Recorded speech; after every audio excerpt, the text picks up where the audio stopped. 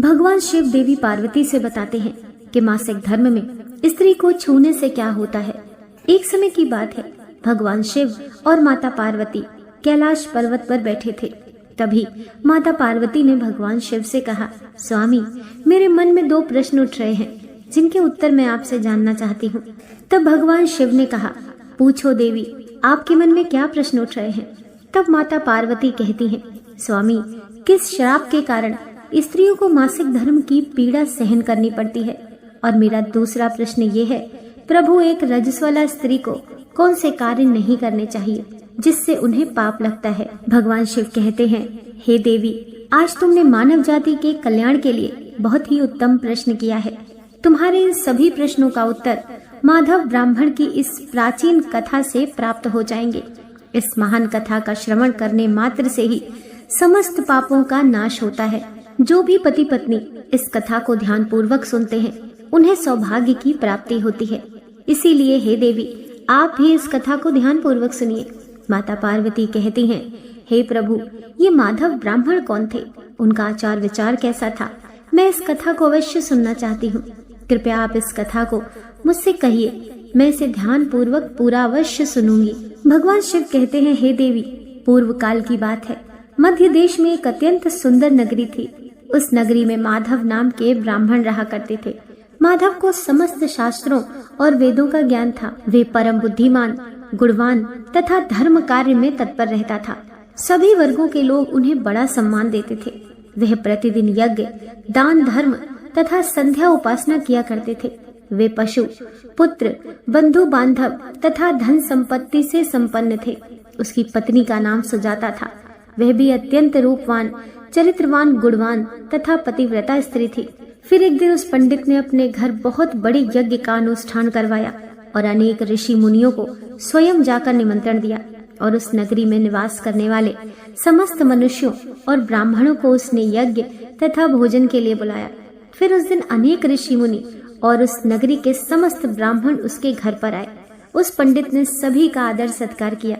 फिर उसने सभी को घर के अंदर बुलाया और आसन पर बिठाकर भोजन कराया। ऋषि मुनि और ब्राह्मणों को भोजन कराने के बाद उसने भगवान शिव का स्मरण करते हुए सभी को कपड़ों आदि का दान करके विदा किया। वे सभी माधव पंडित को आशीर्वाद देकर वहां से चले गए। उसके बाद उसने अपने परिवार के बंधु बांधवों तथा अनेक गरीब और भूखे लोगों को भोजन करवाया। इस प्रकार से सभी को भोजन कराने के बाद और अनुष्ठान से निवृत्त होकर जब वह पंडित अपने घर के द्वार के सामने खड़ा था, तो उसने देखा कि उसके घर के सामने एक बकरी और सांड बातें कर रहे थे। उस पंडित ने उस बकरी और सांड की पूरी बात सुनी तो उसे बड़ा आश्चर्य हुआ। वह बकरी और सांड उसके माता पिता ही थे, जो पिछले जन्म के पाप के कारण इस जन्म में बकरी और सांड बन गए थे।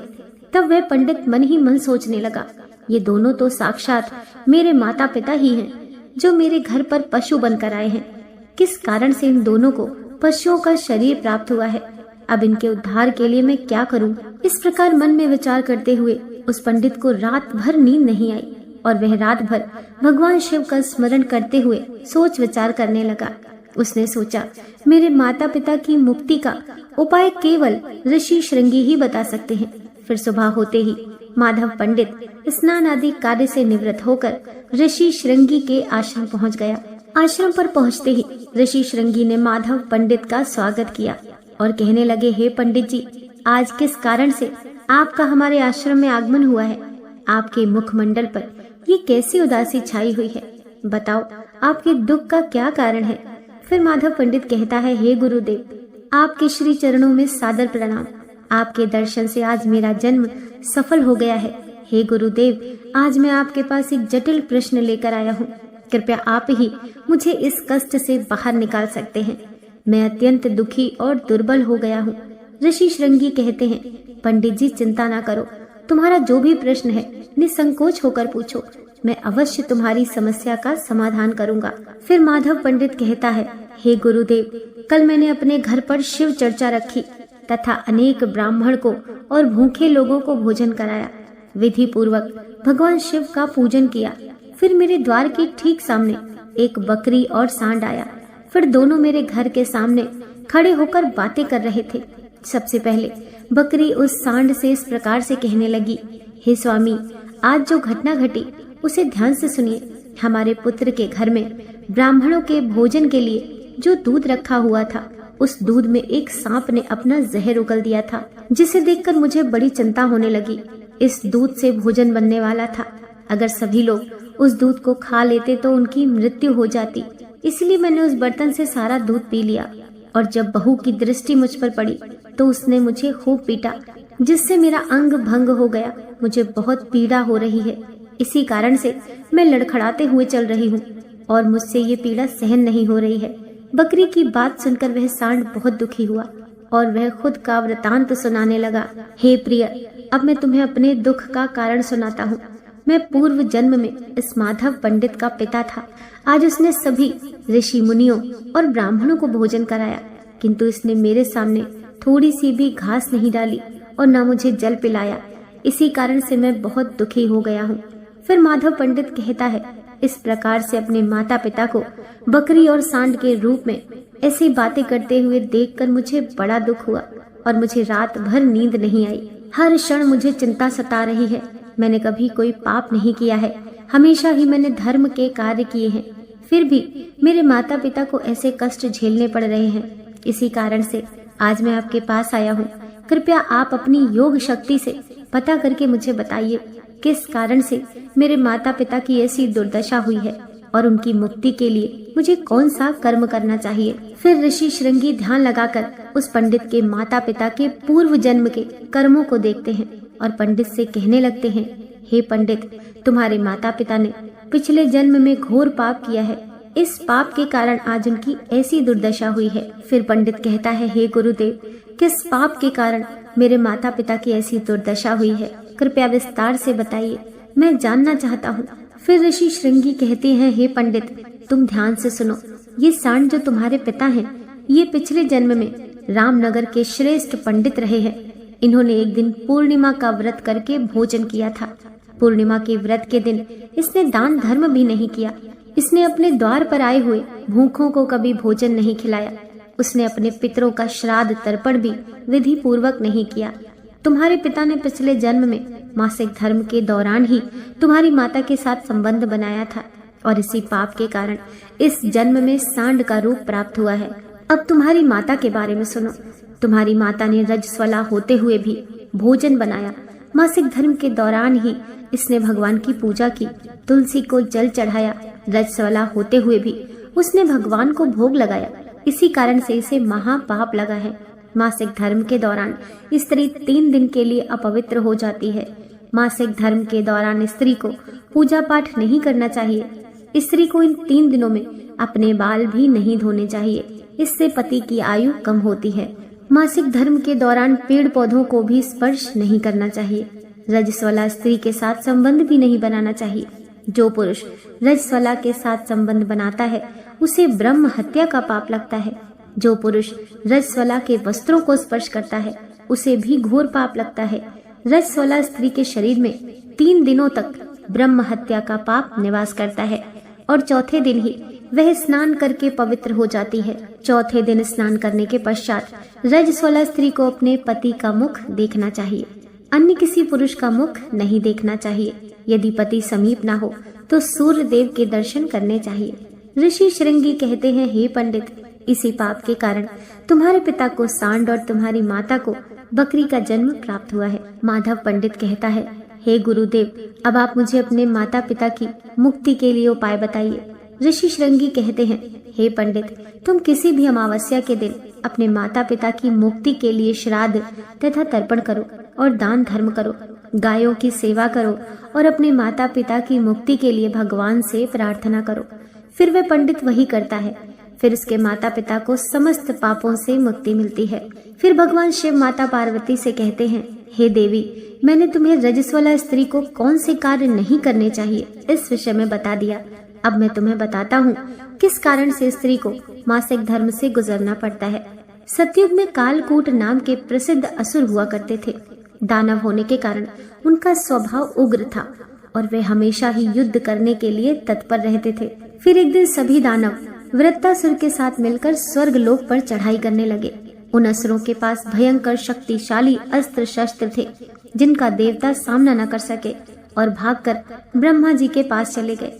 फिर ब्रह्मा जी ने उन असुरों को परास्त करने का उपाय बताते हुए कहा, हे देवराज इंद्र, तुम इसी क्षण महर्षि दधीचि के पास जाओ। वे उनके शरीर की हड्डियों से तुम्हें अस्त्र शस्त्र प्रदान करेंगे। उन अस्त्र शस्त्रों का प्रयोग करके तुम उन असुरों का वध कर सकोगे। फिर सभी देवता महर्षि दधीचि के आश्रम पर जाते हैं और उनसे प्रार्थना करके अस्त्र शस्त्र प्रदान करने की विनती करने लगते हैं।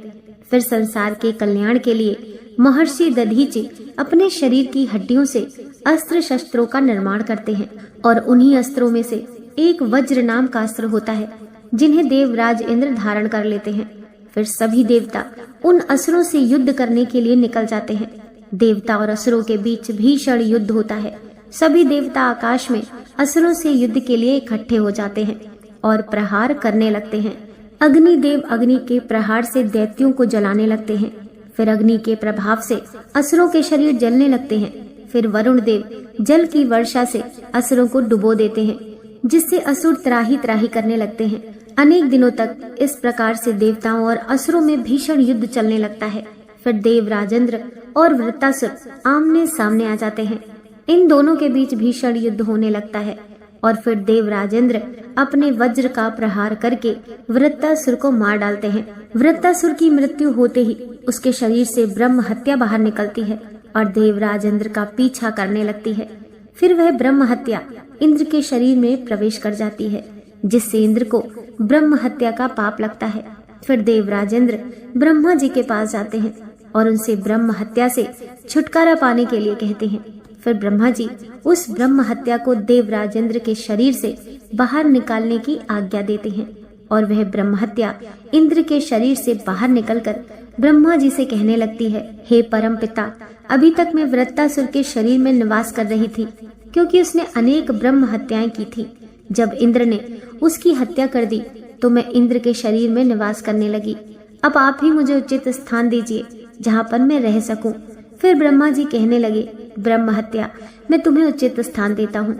फिर ब्रह्मा जी ने ब्रह्म हत्या के 4 भाग कर दिए और कहा, ब्रह्म हत्या, तुम्हारा एक भाग अग्नि के भीतर रहेगा। जो भी मनुष्य अग्नि को आहुति नहीं देगा तो उसके शरीर में प्रवेश कर जाना। तुम्हारा दूसरा भाग जल के भीतर रहेगा। जो भी जल में गंदगी फैलाएगा अथवा मल मूत्र का त्याग करेगा तो उसके शरीर में प्रवेश कर जाना। तुम्हारा तीसरा भाग पेड़ पौधों में रहेगा। जो भी मनुष्य बिना कारण ही वृक्षों को काटेगा उसे भी ब्रह्म हत्या का पाप लगेगा। फिर ब्रह्मा जी ने अप्सराओं को अपने पास बुलाया और कहा, हे अप्सराओं, इस ब्रह्म हत्या का 1/4 भाग तुम ग्रहण करो। अप्सराएं कहने लगी, हे प्रभु, आपकी आज्ञा से हम इसे ग्रहण करने के लिए तैयार हैं, किंतु हमें भी इससे मुक्ति का उपाय बताइए। फिर ब्रह्मा जी कहने लगे, हे अप्सराओं, जो भी पुरुष रजस्वला स्त्री के साथ संबंध बनाएगा उसके अंदर ये ब्रह्म हत्या प्रवेश कर जाएगी।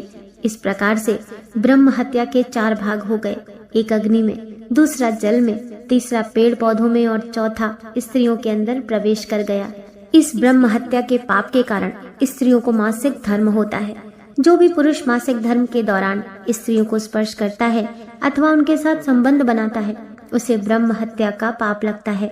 भगवान शिव कहते हैं, हे देवी, इस प्रकार से मैंने आपको स्त्री के रजस्वला होने के पीछे के कारण और रजस्वला स्त्री को कौन से कार्य नहीं करने चाहिए आदि के विषय में बता दिया है। फिर माता पार्वती कहती हैं, हे स्वामी, आज आपने मुझे बहुत ही महत्वपूर्ण ज्ञान दिया है। मैं भी आपको वचन देती हूँ, जो भी स्त्री मासिक धर्म के दौरान पूजा पाठ करेगी और पति के साथ संबंध रखेगी उसके घर में मैं कदापि प्रवेश नहीं करूँगी। दोस्तों, वीडियो पसंद आई हो तो लाइक कीजिए, चैनल को सब्सक्राइब कीजिए। मिलते हैं नेक्स्ट वीडियो के साथ।